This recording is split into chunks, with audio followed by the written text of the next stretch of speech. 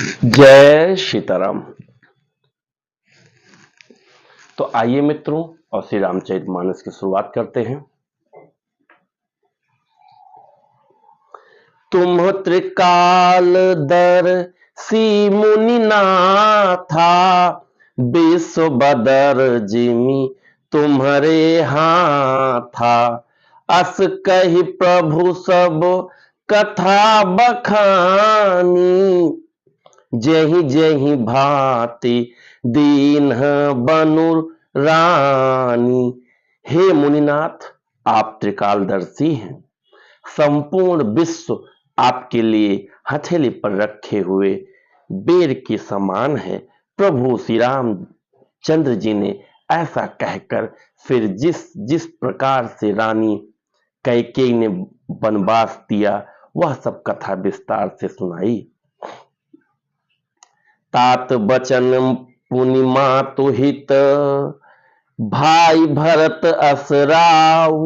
मो कहूँ दरस तुम्हार प्रभु, सब मम पुण्य प्रभाव। और कहा, हे प्रभु, पिता की आज्ञा का पालन, माता का हित और भरत जैसे स्नेही एवं धर्मात्मा भाई का राजा होना और फिर मुझे आपके दर्शन होना, यह सब मेरे पुण्यों का प्रभाव है।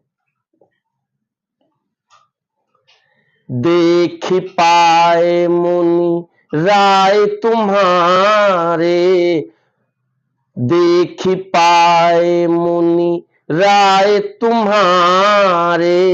भय सुकृत सब सुफल हमारे, अब जहाँ राउर आयसु होई। मुन उदबे गुण पावै कोई। हे मुनिराज, आपके चरणों का दर्शन करने से आज हमारे सब पुण्य सफल हो गए, हमें सारे पुण्यों का फल मिल गया। अब जहां आपकी आज्ञा हो और जहां कोई भी मुनि उद्वेग को प्राप्त ना हो। मित्रों, जो ज्ञानी आदमी है, कहते हैं ना, वो कांटों में भी राह बना लेता है। अगर आप उसको कोई उल्टी रास्ता भी दिखाओगे तो वहां भी कोई सही मार्ग चुन लेगा।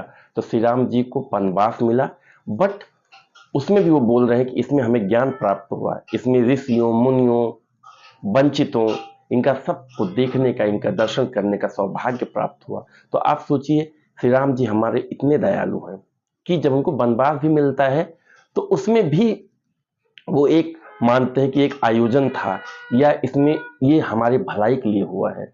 तो इसलिए मित्रों, कभी कोई कठिनाई आए, कभी कोई समस्या आए तो उससे डरिए मत, उससे भागिए मत।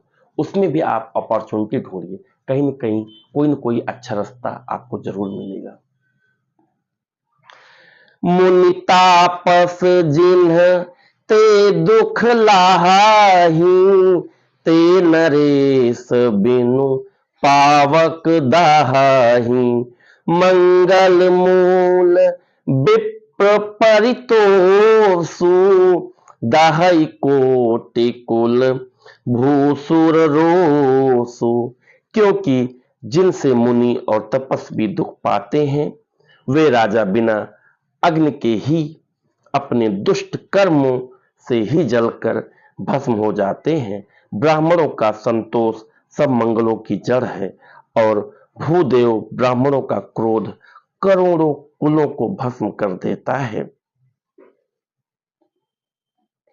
अस जिय जानी कहई सोई ठाऊ, सिय सौमित्री सहित जहाँ जाऊ।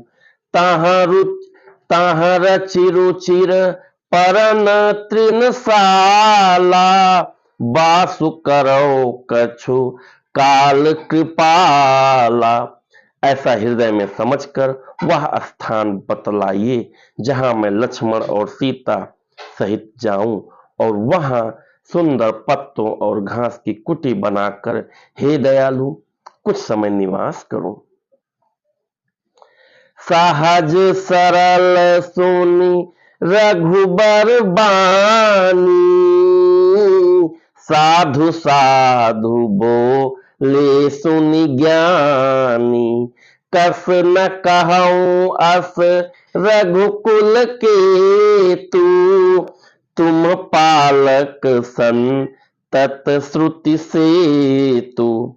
श्री राम जी की सहज ही सरल वाणी सुनकर ज्ञानी मुनि वाल्मीकि बोले, धन्य धन्य हे रघुकुल के ध्वजा स्वरूप, आप ऐसा क्यों न कहेंगे। आप सदैव वेद की मर्यादा का पालन रक्षण करते हैं। जय सीताराम। बोलो सियावर रामचंद्र की जय। तो मित्रों, श्री रामचरितमानस पढ़ने के बाद एक अलग ही आनंद की अनुभूति होती है, एक अलग आनंद मिलता है, एक अलग सुकून मिलता है, एक अलग शांति मिलती है। तो आप लोग भी कोशिश करिए कि 5-10 मिनट का टाइम निकालिए, स्ट्रेस को, दुख को दूर करिए, साइड रखिए और श्री रामचरितमानस पढ़िए। आपको इस बात की मैं गारंटी देता हूँ, आपको आपका लक्ष्य दिखेगा, आप काफी सुकून फील करेंगे। तो इसलिए कोशिश करिए कि कम से कम 5 चौपाई श्री रामचरितमानस की डेली पढ़िए। आप भी पढ़िए, अपने पूरे परिवार के साथ पढ़िए। बच्चों को खास करके प्रेरित करिए क्योंकि उनको एक अच्छी दिशा चाहिए होती है, अच्छी धार्मिक और सही जो उनका मार्गदर्शन कर सके। तो श्री रामचरितमानस हमारा आपका सभी का मार्गदर्शन करता है।